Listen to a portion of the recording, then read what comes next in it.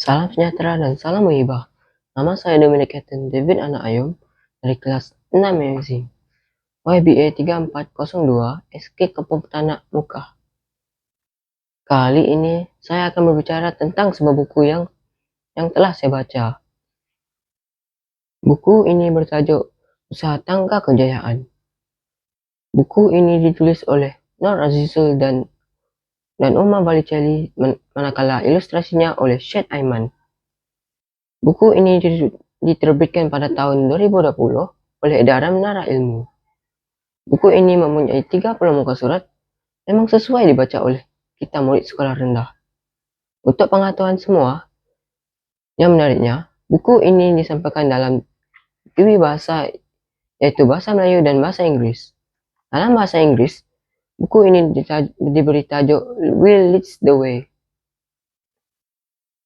Buku ini mempunyai kelebihan dari segi struktur bukunya, yaitu muka depan dan setiap helaian buku ini mempunyai grafik berwarna. Sebab itulah saya begitu tertarik dengan buku yang hebat ini. Buku ini tidak membuatkan saya merasa bosan ketika membacanya. Buku ini juga sangat sesuai dijadikan buku bimbingan belajar bahasa Inggris karena buku ini disamakan dalam Dewi Bahasa.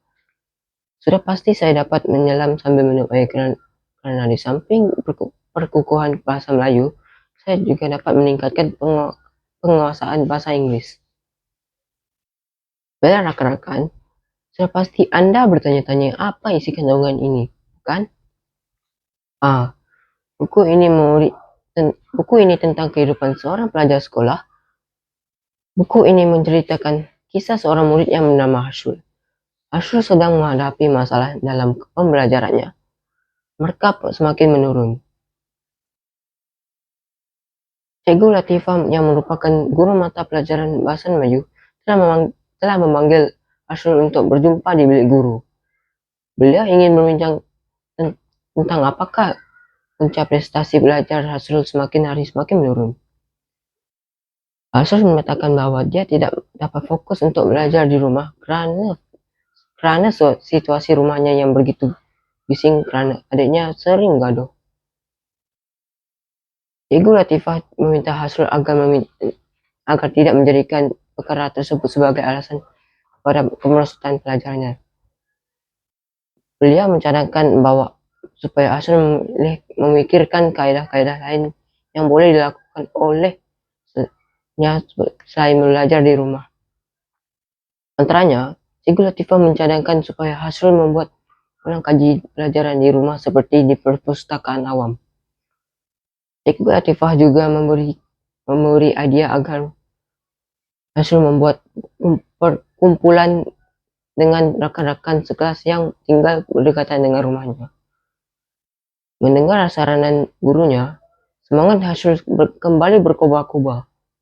Selama ini, dia tidak terfikir ada cara lain untuk fokus belajar selain daripada belajar di rumah.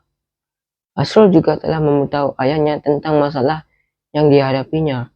Ayahnya juga menyediakan bilik khas agar Hashul dapat belajar dengan tenang di rumah.